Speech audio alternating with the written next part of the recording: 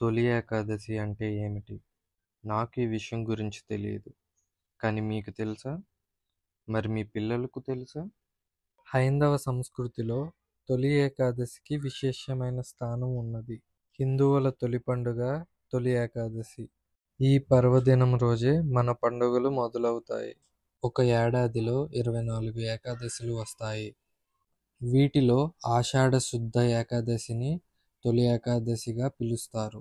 ఆషాఢమాసము శుక్లపక్ష ఏకాదశి నాడు శ్రీ మహావిష్ణువు పాలకడలిపై యోగనిద్రకు వెళ్ళే సందర్భాన్ని తొలి ఏకాదశిగా పరిగణిస్తారు. ఏకాదశి అంటే 11. 5 జ్ఞానేంద్రియాలు, 5 కర్మేంద్రియాలు, మనస్సుతో కలిపి మొత్తం 11. వీటిని మనిషి తన ఆధీనంలోకి తీసుకువచ్చి వాటన్నిటినీ ఒక్కటిగా ఏకం చేసి అప్పుడు దేవుడికి నివేదన చేయాలి. దీని వలన మనిషికి సహజంగా అలవడే బద్ధకం దూరమవుతుంది అని, రోగాలు దరిచేరకుండా ఉంటాయి అని, ఇంద్రియ నిగ్రహం పెరుగుతుందని ఒక విశ్వాసము. ఏకాదశి తిథి యొక్క కథ.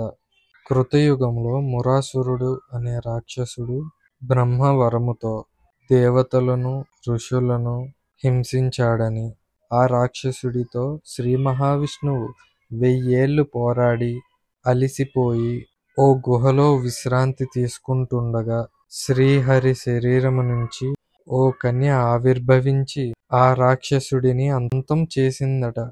ఇందుకు సంతోషించిన శ్రీ మహావిష్ణువు ఆ కన్యను వరము కోరుకోమనగా తాను విష్ణుప్రియగా లోకము చేత పూజలు అందుకోవాలని కోరుకున్నదట ఆ కన్య. నాటి నుంచి ఏకాదశి తిథిగా వ్యవహారంలోకి వచ్చినది. అప్పటి నుంచి సాధువులు, భక్తులు ఏకాదశి వ్రతం ఆచరించి విష్ణు సాయుధ్యము పొందినట్టుగా పురాణాలు చెబుతున్నాయి.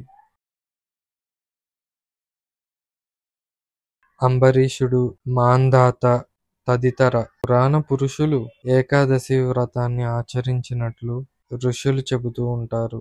మహావిష్ణువు నిద్రించే రోజు కాబట్టి దీనిని శయన ఏకాదశి అని కూడా అంటారు. సతీ సక్కుబాయి ఈ శయన ఏకాదశి నాడే మోక్ష ప్రాప్తి పొందిందని చెబుతారు.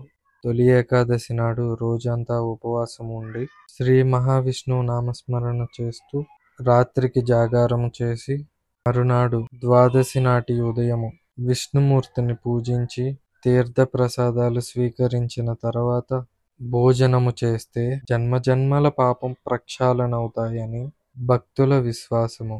ఆ రోజు యోగనిద్రకి ఉపక్రమించే మహావిష్ణువు మళ్ళీ 4 నెలల తర్వాత కాశీ శుద్ధ ఏకాదశి నాడు మేల్కుంటారని చెబుతూ ఉంటారు. ఈ ఏకాదశినే పద్మ ఏకాదశి అని కూడా పిలుస్తారు. ఈ యోగనిద్ర అనేది భూమిపై రాత్రి సమయాలు పెరుగుతున్నాయనే దానికి సూచన.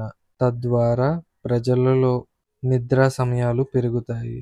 భవిష్యోత్తర పురాణములో కృష్ణుడు ధర్మరాజుకు ఈ ఏకాదశి మహత్యము వివరించాడని ఉన్నది. దానినే ఉత్తరాయణ ఏకాదశి అంటారు. ఆ తర్వాత వచ్చే ద్వాదశినే క్షీరాద్రి ద్వాదశి అంటారు. ఈ 4 నెలల కాలాన్ని పవిత్రముగా అందరూ పరిగణించి అందరూ చాతుర్మాస దీక్ష చేపడతారు.